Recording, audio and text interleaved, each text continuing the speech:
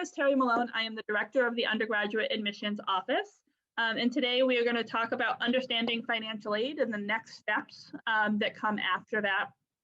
We will be using the Q&A feature for questions. So I just had you use the chat feature. Any questions that you have, put those in the Q&A and we will get those at the end of the session. We have a few slides, but we're going to spend most of the time answering your questions. Jennifer, do you want to introduce yourself? Sure. My name is Jennifer Lawton. I'm the Director of Financial Assistance at Clark. I've been at Clark for about, a little bit less than 2 years now, but I'm a longtime director and have worked at several schools in the area. So can answer questions from a wide variety of points of view. And now I see why Jennifer asked if Lydia was joining this session today. I made this presentation and put the wrong name on it. My name is Terry Malone, and that is my title. But thank you for joining us today. Just as a quick run through, we're gonna talk a little bit about how to understand your financial aid package, what different kinds of aid mean, how to determine your costs for next year as you consider enrollment, and then talk a little bit about how people actually pay, what the options are for paying their bill, timeline for paying their bill, things like that. So we are a little forward thinking right now. So for those of you that are planning to join Clark or still considering strongly, you'll know what some of those next steps are. Here you go, Jennifer. Okay, so I just want to give you a little heads up. I do live with a bunch of golden retrievers, including a litter of 2-week-old puppies. So while they haven't barked during a presentation yet, there's always a first. So I will mute myself quickly, quiet them down, and come right back if that happens. And I'll apologize in advance. So we want to talk a little bit about understanding your financial aid award letter. Since you all have heard about your admission, I'm hoping that you also got the information either online or through a paper award letter about your financial aid. On that letter, you might see a combination of different things from different types of aid from us. You would have seen if you were eligible for need-based aid, we would have given you a Clark University grant. My colleagues over in admissions would have reviewed your file and let us know about any merit scholarships that they awarded you. And you might have a state or federal grant also included on your award letter. The merit scholarships are a part of your financial aid package. While we don't determine the merit scholarships, it is folded into your financial aid award. The other type of aid that you might see on your award is a category we call self-help. And so these are things that the student can do where they can help pay for their education. So that's the federal direct Stafford loans. Some of you might have a $3,500 subsidized Stafford loan and a $2,000 unsubsidized Stafford loan. Some of you might just have a $5,500 unsubsidized Stafford loan. The difference between the subsidized Stafford loan and the unsubsidized Stafford loan is that the federal government pays the interest that accrues while your child's enrolled at least half time in school. And so if your student is going to be going on to med school, the $3,500 they borrow that first year as a first-year student, they would still only owe $3,500 on it when they graduate in 8 or 10 years from med school. The other type of self-help that would have been awarded to some students is federal work study. So federal work study is not a fund that actually pays your bill, but your student does work and earn a paycheck for hours worked on campus. We run our work study program much like other schools in that we have a job listing. It's an online job board that's available starting in the end of August. And students actually apply for jobs on campus. All the various employers on campus post their jobs there. They let the students know how they should apply, whether it's an email or supply a resume, that kind of thing. It's like finding a job anywhere except that all the jobs are on campus or with one of our off-campus partners. So in terms of figuring out what you're going to owe on the bill after your financial aid is applied, we have a couple of different resources for you.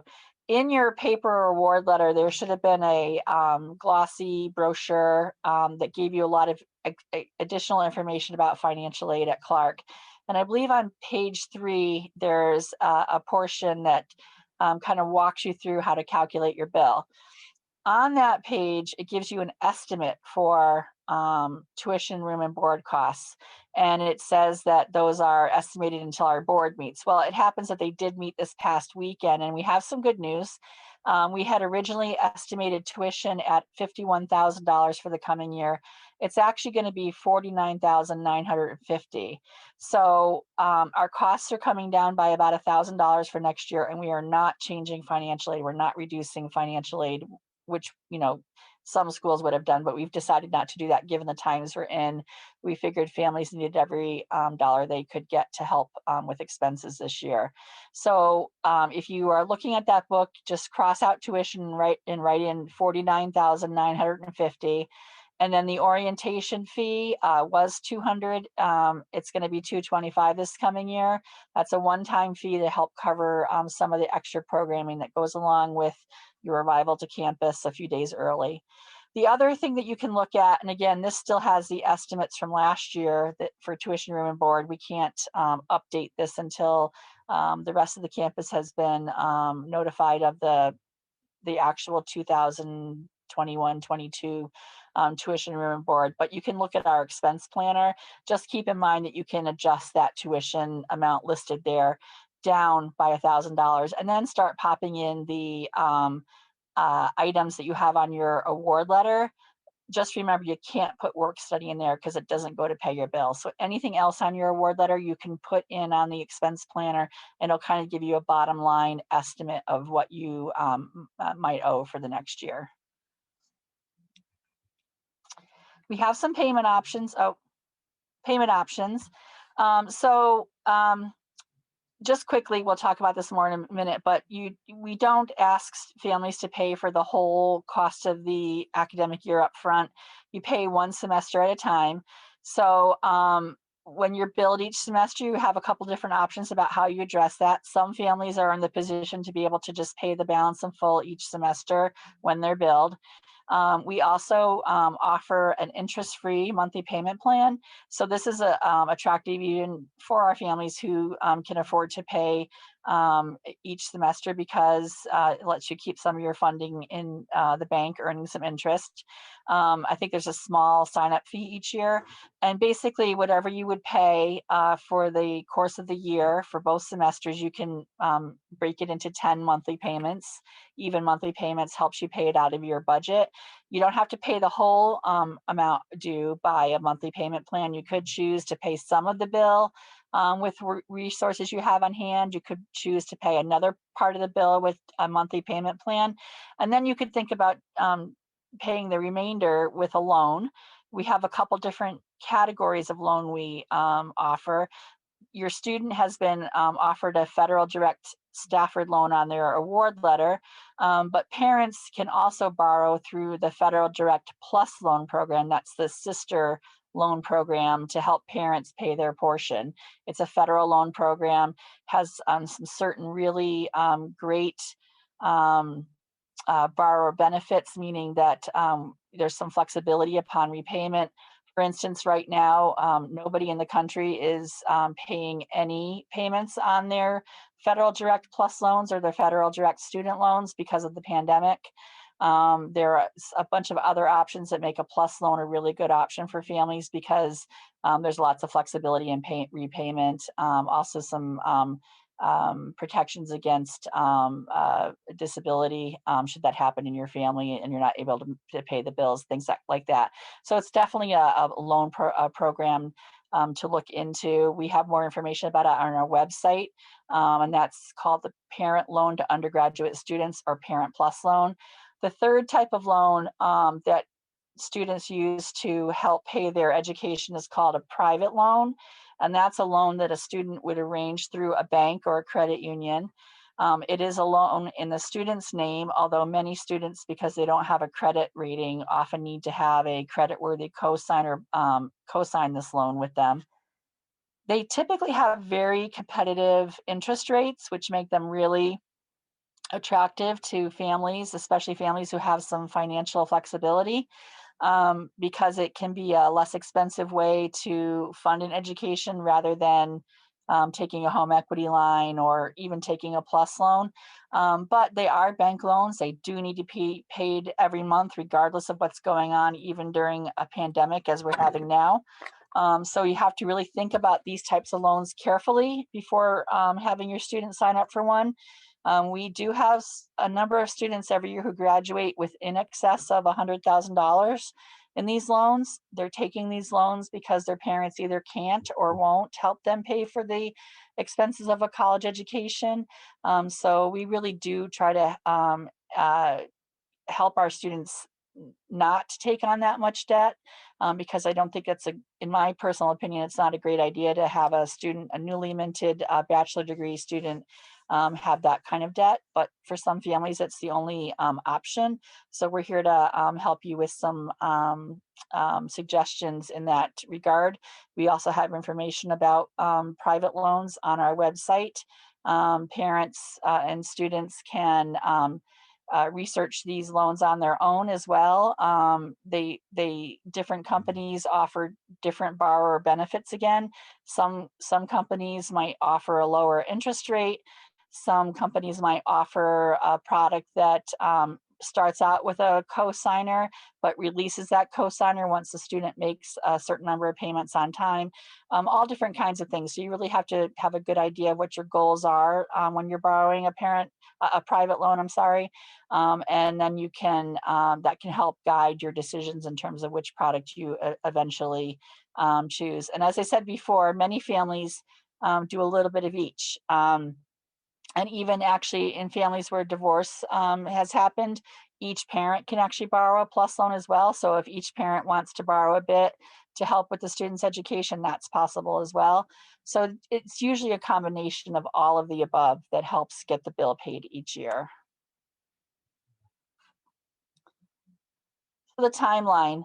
So the $500 enrollment deposit is due by May 1st. That lets Clark know that your child is committed and coming to Clark in the fall, in August. The bill for the fall semester is usually available mid-June, and it is due by mid-July. So when we say the fall semester is settled, it means, of course, you may have applied for the loan, but we won't get the funds in until closer to the start of the semester. It doesn't mean that the money has to actually be on your account, but it means that you've either made a payment, or you've signed up for a monthly payment plan, or you have applied for a parent loan or a private loan that's been approved. So we know that the money is coming. That's what it means by settled. As long as we know how the bill is being covered, then your child will have no trouble signing up for classes, moving in, all that kind of thing. We do highly suggest that you try to get that bill covered by mid-July, because every year we have some families who wait a little bit longer, and then it does take some time to transact these loans. There's some back and forth with the banks. There's some back and forth with paperwork. So we have some families every year who wait a little bit too long, and then it's very stressful at the end, right before you're getting ready to come to orientation. So, kind of help us to help you make it a smooth experience when you're if you need information about loans, if you need to sign up for a loan, contact us in June and July, early July, so that we can help you, so that we can answer all your questions, so that the funding can be available for your student when it's needed. The orientation is going to start in late August, usually about 4 days before the beginning of the first day of classes, but you'll get more information about all of these dates as we get closer to them. It's a little bit unusual year, so we're just kind of getting everything in the final stages of planning over the next few weeks. So I'm sure there's lots of questions. I mean, I only touched on a few things. I did want to say one thing I didn't say about when you're planning how to pay for the year at school. One of the really great resources is looking for outside scholarships, and those are funding that comes from like the local Kiwanis Club or the Gates Millennial Scholarship or any number of scholarships that your child could apply for. We have a very generous outside scholarship policy here at Clark. Any funds that your child wins as a scholarship can reduce any unmet need. It can reduce the amount they borrow. In most cases, a student has to earn or win about $8,500 in outside scholarships before I have to even think about pulling back any of my need-based grant aid. And even when I do that, I try to make a note of that. It only happens maybe twice a year. I try to make a note of it. Many scholarships are only available for the student's first year. So that second year, when they don't have as many scholarships, if I've had to reduce their grant aid a little bit to accommodate everything they earned the first year, I'll try to make it up to them in the second year. Again, it only happens once or twice a year, but it is a really great way to have some additional funding to help pay the bill. And while it is some work at Clark, it really does your student a lot of good because we do try to make it as advantageous as possible by our treatment of the outside funds. And like we said, ask away. We have plenty of time, and there are no silly questions. This is new to everybody, I'm sure, and we'll see what we can do to help you. Excellent. We do already have some questions in the Q&A, so Okay. continue to add questions, and I'll moderate these and answer them, and Jennifer will answer them. Jennifer, the first question is about aid packages for the 4 years. Do they remain pretty consistent year to year? So this is a good question because you'll all remember when you applied, we asked you to do the CSS profile and the FAFSA form, and then CSS profile for non-custodial parents if that applied to your family. In your second year and beyond, we're only going to ask you to do the FAFSA form going forward, so you don't have to pay for the profile again. We take that information from the first year and sort of carry it forward. So the application process is much simplified the second year. It's not due until March 15th going forward. In other words, our students who are continuing are just doing their FAFSAs now and getting them to us now. As long as your family's income, assets, number in household, and college stay around the same from year to year, then your aid will stay about the same from year to year. The only exceptions are that your loan will increase by about $1,000 a year because that's the way that the federal government has set the loan program up. The second year, your loan, your maximum loan is $6,500, and then in the third and fourth year, it's $7,500 each year. And the only other change might be we do try to, with everything else being the same in terms of your income, assets, number in household, number in college, we do try to give a little bit extra need-based grant to those who qualify to help cover at least some of the increased tuition, room, and board. We can't cover the whole thing, but we do try to make some funds available to help out with that extra expense. Excellent. Next question is regarding work study. If somebody did not have work study allotted to them in their financial aid package, are they still eligible to work on campus? So we do prioritize students who have work study in the hiring process. At a certain point in the semester, if jobs are still open, then students who don't have work study can apply for those jobs. So it is still possible to get to find some work on campus even without federal work study in your package. Typically when you get that first job, many times you're rehired for that job for your remaining years at the school. So it's really about getting that first job. But we do first prioritize work study people with federal work study because it's a need-based program. The other thing I'll say about working is if a student does want to work and is not able to find a job on campus, we are in the city of Worcester, and a lot of our students will be able to find part-time jobs off campus. I know some students who already work for national chains. For example, I have a student that I'm working with from the DC area who works for a CVS. We have a CVS a half mile from campus, so she's already working on a transfer process to the local one. But if you don't already have that job, you can still apply for jobs in the local area at restaurants and stores and things like that. So beyond the on-campus employment, which certainly has a convenience to it, to work right on campus. We do have students working out in the community as well.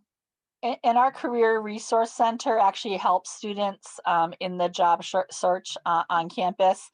They will meet with students, help them work up a little resume if they don't have one already, or to, offer some suggestions to a student who already has a resume in hand. They do help students find those jobs as well. So there is assistance on campus to help with that. Yep. This is a question about drawing down off of a 401k to help pay for the tuition. Is there any kind of documentation that you know of that's needed to apply for those drawdowns? Well, I don't know for sure. I mean, I know that it's the educational expenses is one of the reasons that you can draw down from a 401k without the 10% penalty for drawing down early. But I do think that you probably need to speak with a financial planner, that kind of person, to help you with that, because I'm not familiar with any particular form that you would need in order to substantiate that. You might want to talk first to the owner of your 401k and find out what they need. Excellent. Next question is not specifically about financial aid, so I'll tackle it. And then Jennifer, if you have more to add, you can, but I'm sure it's a question that many of you might have. And it's about, do we foresee first years being physically on campus in August? And I think that is a concern with the current pandemic. Absolutely, we do. We have actually, this fall, we had our students on campus. They were given the option, and about 83, I think was the number, 83% of our students did return physically to campus, which meant we did have about 17% that chose remote only. They'll be coming back to campus this spring. We actually adjusted our academic calendar so that our spring semester that typically starts around January 15th doesn't start till February 22nd. So again, made that adjustment because of the pandemic, hoping that a little later in the year, things would start to ease up. They will start classes on February 22nd, but move back to campus physically March 5th, 6th, and 7th, and then stay here through the rest of the semester. We are hopeful, obviously nobody knows what the future brings, but we are hopeful to have a more normal operation next year with the vaccine coming out and things like that. But I would anticipate that we will have our students on campus. Again, we were able to successfully do it this fall and anticipate a successful return of our students in a few weeks. So I very much hope that everybody will be back on campus next fall, or in August. Yeah, and I obviously second that. I do have to say, sort of, kind of being able to kind of observe our students and what they did. They did a great job this past fall, sort of, keeping each other in line. And, we didn't have the sorts of issues that other institutions had with, huge off-campus parties, huge on-campus parties. We really were able to, through our testing protocols and everything, keep the numbers on campus really, really, really low.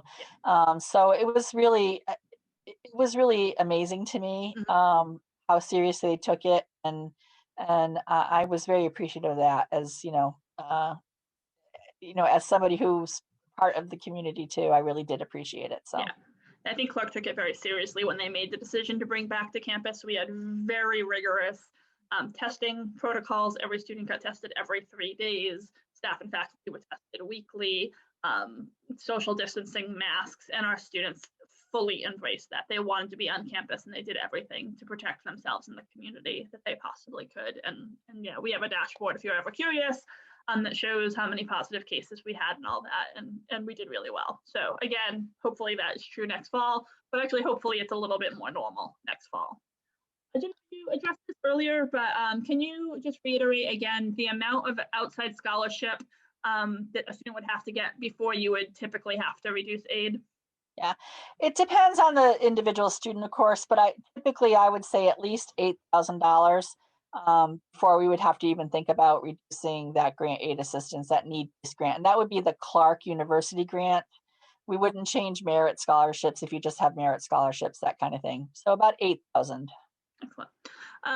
If there's state grants in the mix, would those have already been put on the financial award, or do those sometimes come later as states determine their own budgets? Right. So they do come later usually. And that's because not all states who offer state grants actually know what their budget's going to be next year and what their awards are going to be. At Clark, when we do hear about a state grant, it does in this case, it does replace Clark University grant dollar for dollar. Same thing with Pell. If you had a Pell grant and it was to change, if it was to increase or decrease, our university grant would decrease or increase accordingly. Sort of fungible money.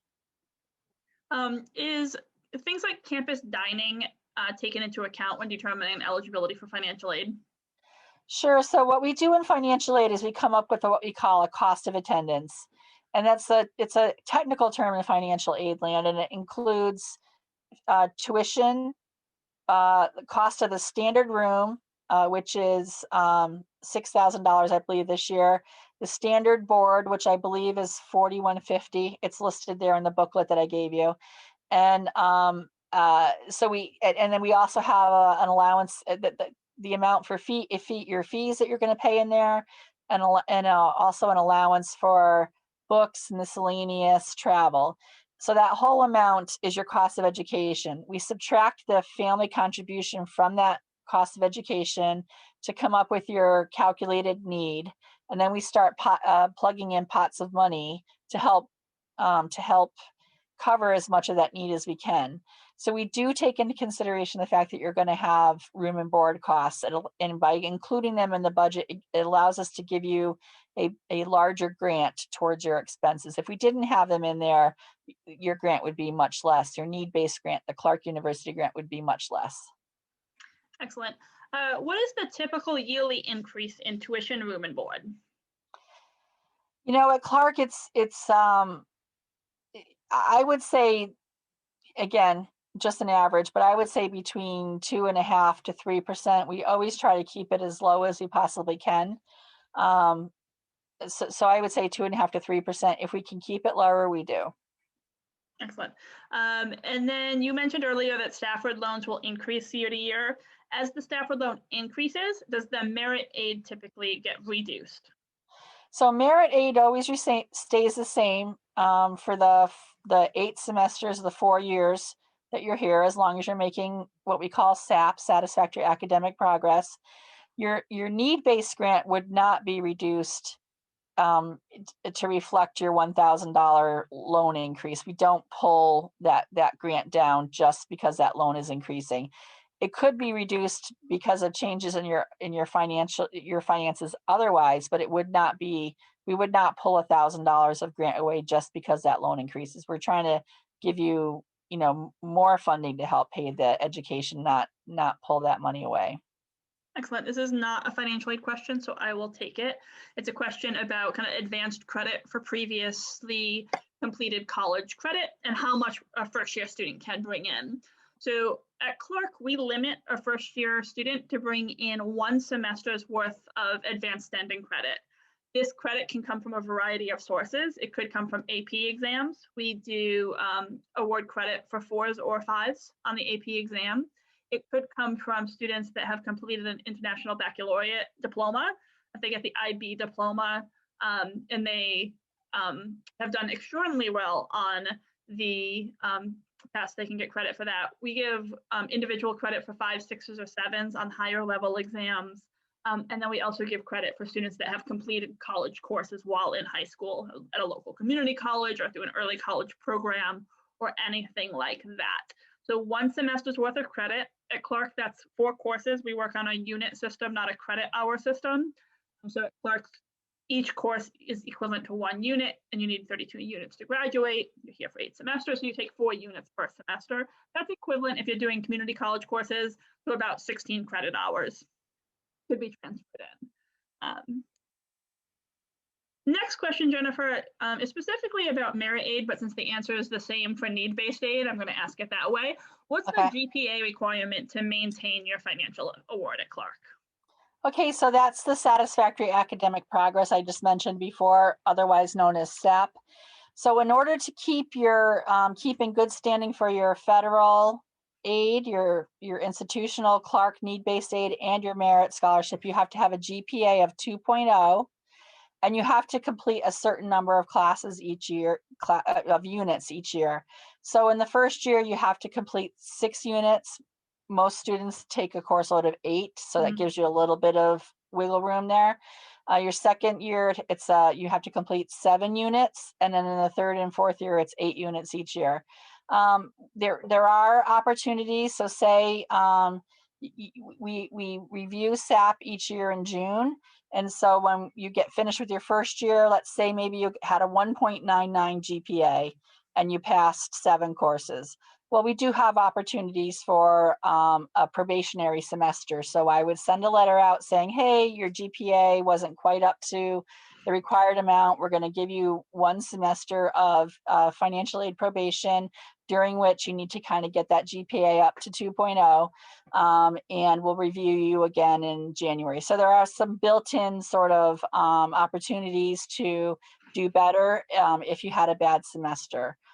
We try to be as generous as we can. A lot of it is driven by federal regulations, so we do have to make sure that we follow the law, but at the same time being as generous as we can, because we all know that, you know, sometimes a student might have a bad semester.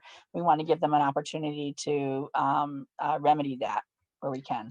All right, so we have somebody that's already looked at the online expense planner and has a question about the tuition that we talked about a little bit earlier. Okay. So on the calculator, it says 48,250. You had said it was the 49. Right. Can you explain what is actually being displayed? 48,250 is actually the 2021. So why don't you just, instead of decreasing it, I forgot that it wouldn't have had the estimated on there.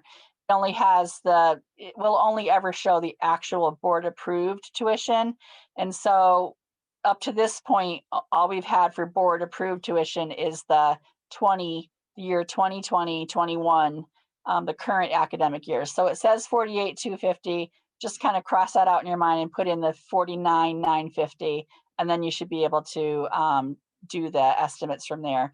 Add the difference at the bottom to whatever number you come up with at the bottom, and that should work pretty well. The costs you're seeing on the expense planner are the current year class. Yeah, it's the current year cost. They will be updated fairly soon, but you can make those adjustments right now.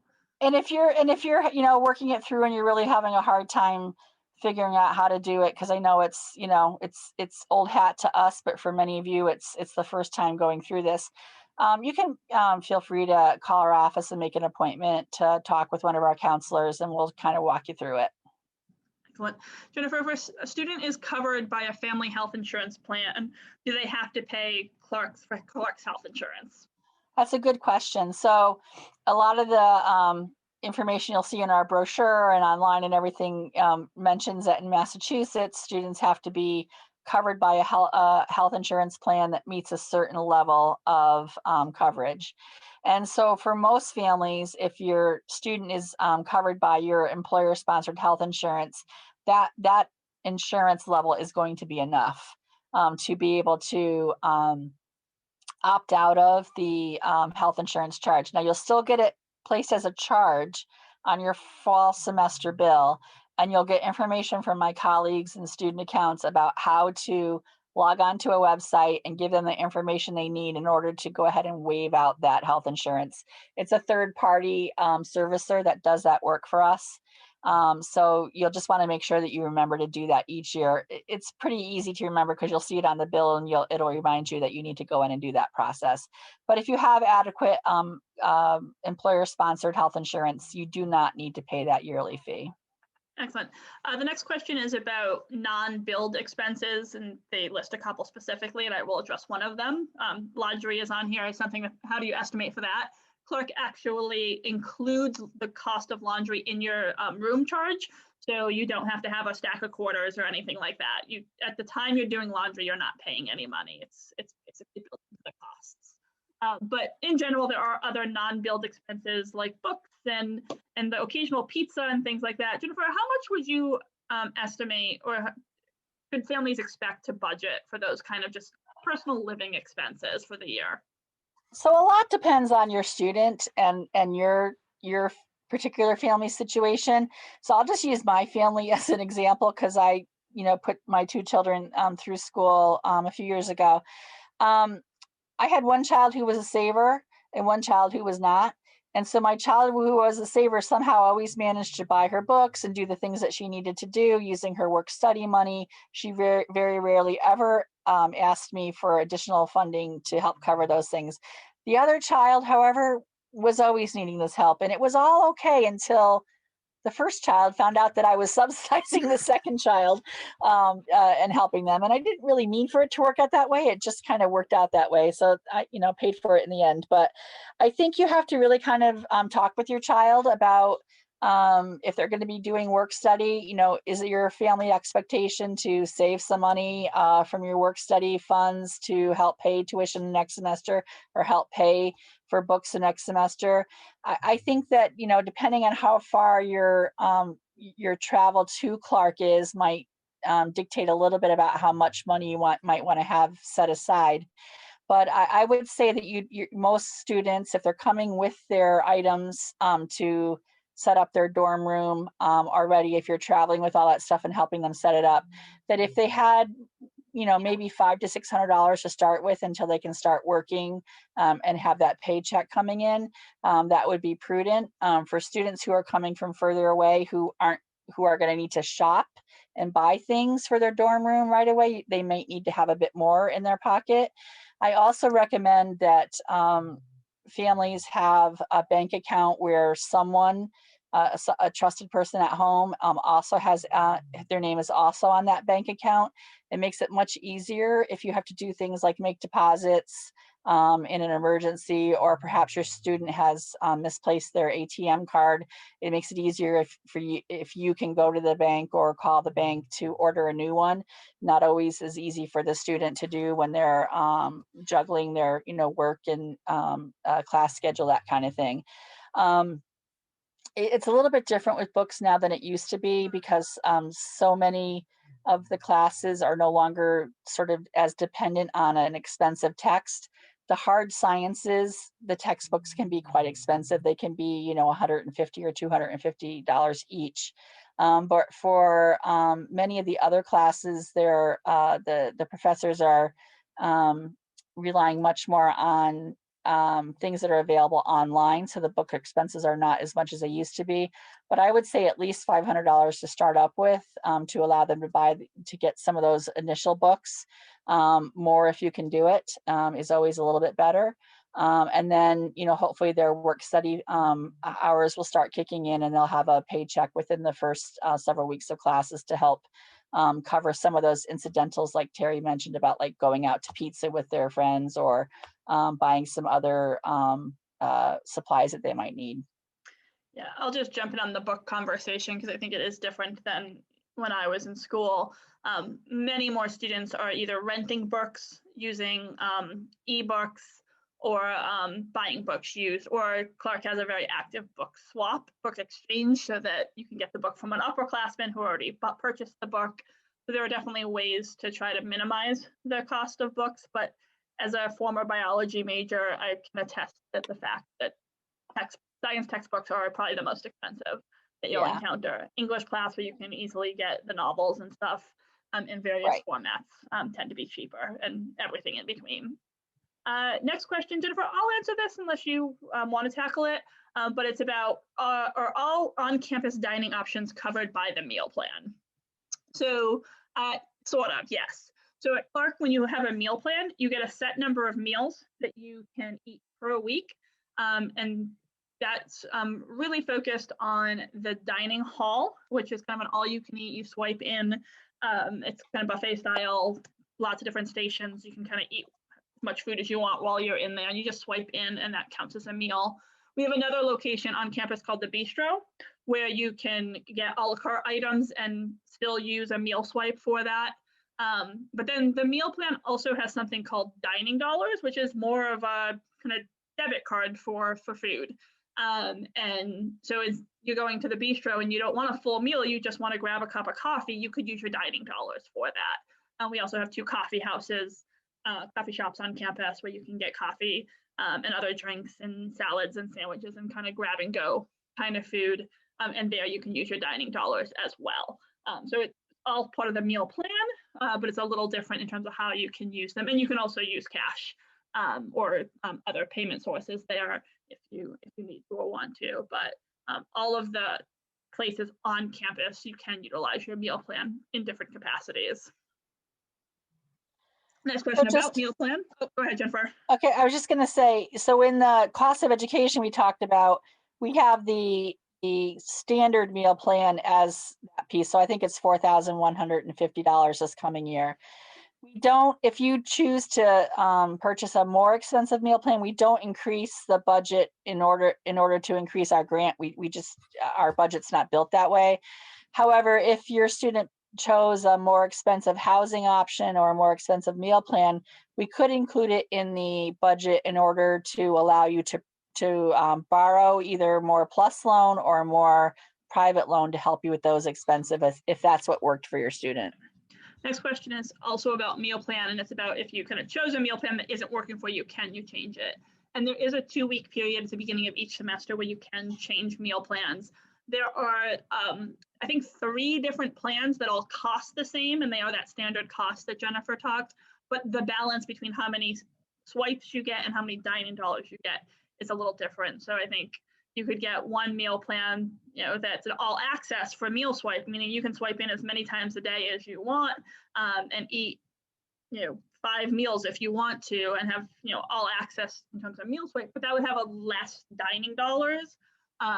Where other people would want a balance of, I never get up for breakfast, or I eat yogurt in the morning. I don't need to go to the dining hall. I'll just buy that myself. So they might not want as many meal swipes. They might just say, I want 15 meals a day or 15 meals a week, and I'm just going to eat lunch and dinner or something like that. And there would be more dining dollars. So this will all be explained for students that do choose to enroll in the summer so that you can make those choices. But if a student finds that they're using dining dollars quickly than they're using swipes, they have 2 weeks to be able to switch at the beginning of each semester. Next is about living on campus and how the choice to live off campus will impact that. So the first question is very general: what percentage of students live on campus for all 4 years? I don't actually have that specific stat, but I can give you some stats that I think will help get there.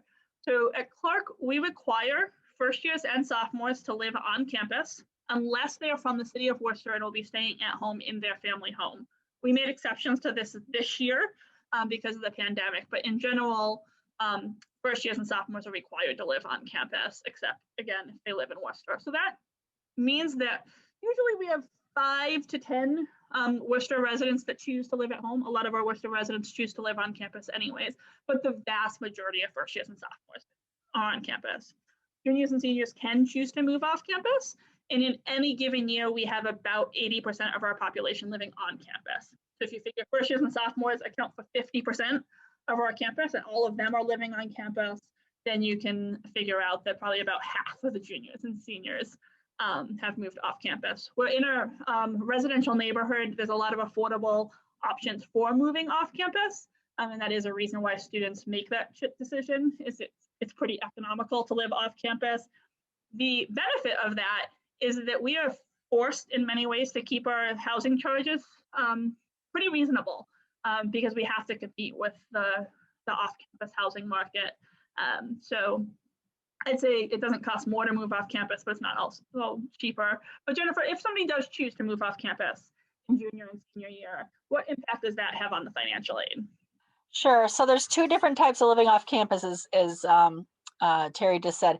If you're a Worcester resident and you're going to live at home with your parents, you do need to let us know that, because it does have some impact on your financial aid. The allowance for the room and board is decreased when you're living at home with your parents, and that usually will mean that we need to decrease your Clark University need-based grant a little bit.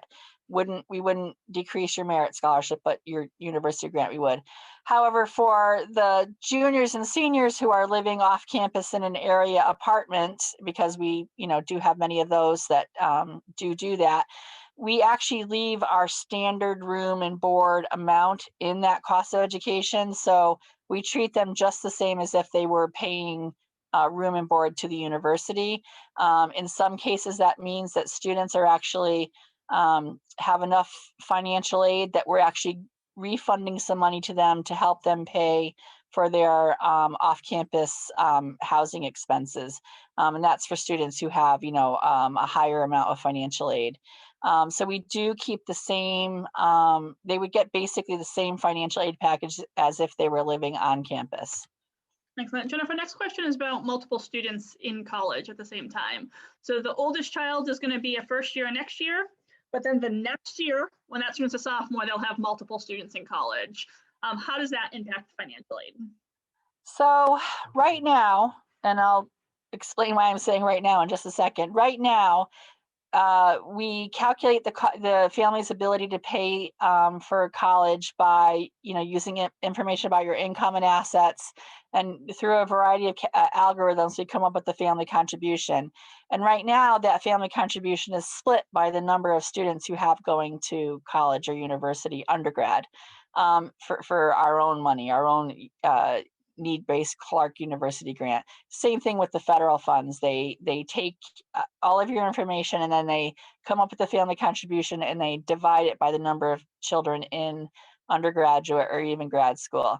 However, the federal government is implementing some changes to the FAFSA over the next several years.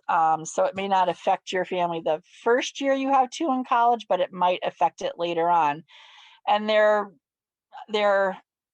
making the overall calculation of the family contribution more beneficial. In other words, they're basically suppressing what an individual family might have for a family contribution, compared to the way that we calculate it right now, which would reduce the family contribution, but they are not going to split it by the number of children in college.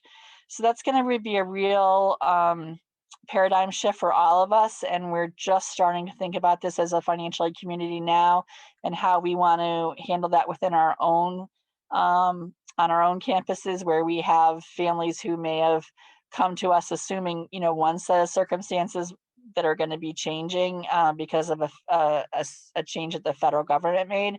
So we'll be thinking more about that and communicating to families. It's kind of a long answer to say, for right now, I think the first year you have two in college, we'll be doing it the traditional way, where we split whatever calculation we have between those students. And in the out years, I'm not quite sure yet what we'll be doing, but we will make sure that we communicate with families. I'm going to unmute myself. I'll take the next question, and it's about, can students have cars on campus, and is there a cost for that? Yes, we do allow students to have cars on campus. Any student can purchase a permit to park on campus. We don't prioritize in terms of class years, and we were able to do that because we have never sold out of student parking spaces. So first years through seniors are allowed to park on campus. There is a cost. You have to purchase a parking permit. Costs will vary depending on what lot you choose to purchase in. The most expensive option is the parking garage, which is centrally located and covered. For those of you not from New England, a covered parking garage is a good thing in the winter, but it's centrally located and it's covered, so it is the most expensive option. I think, I haven't actually looked at these costs recently, but it's typically about $300 a year to get a parking permit in that lot. We have a couple of other outdoor lots very centrally located to campus, and those ones cost usually about $100, $150. And then we have a couple satellite campus parking lots that are farther away. We call them Clark far because they're literally a block and a half away. They are not far at all, but because they're a block away from campus, Clark students will consider them far away, and those usually cost about $80 to $100. So pretty reasonable costs in terms of parking your car on campus. Obviously, if a student is bringing a car to campus, some of those other non-billed living expenses, like putting gas in the car and things like that, are stuff that you'll have to, as a family, weigh. But that is the actual cost that it would cost to park a car on campus. So I'm not seeing any other questions in the Q&A, and we are actually a little over time. So I want to thank you for your questions today. This has been recorded. We will post it on the admitted student website. It'll take a couple days to get up there, but it will be there. We will be offering this same session again a little bit later in the spring as we admit more students. So if you want to come back, you absolutely can feel free to do that. But you can always reach out to our offices. We are all hard at work here to support students. We know that there's a lot that goes into this process, and we are here to help you figure that out.